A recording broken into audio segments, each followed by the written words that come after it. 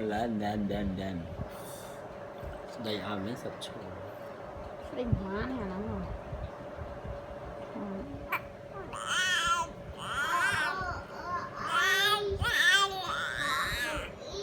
thầy con ai trong trường mừng thầy trong trường mừng thầy Chứ nồng trận này.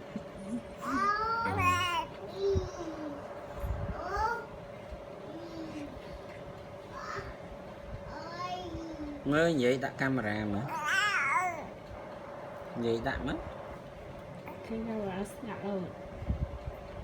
Mình đang xe ít khăn đó mình nhỉ. Khăn nữa.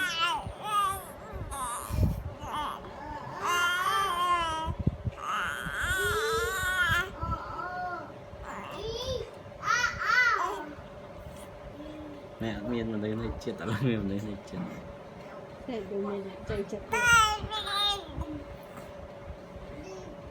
con đang sao cứ ca đây nhẹ chặt khăn Này đưa mình lông nè. Còn hay vậy nó rồi đó, đâu có vậy ấy. Biết sao này.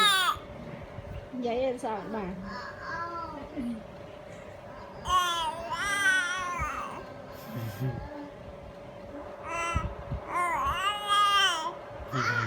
Hay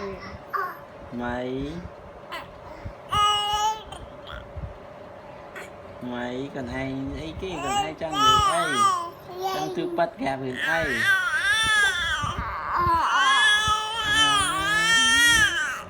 thấy mẹ nè vậy họ ấy ai ôn nơi ai nè ăn gì ấy hả nó còn ai vậy chứ mặc sườn mặc sườn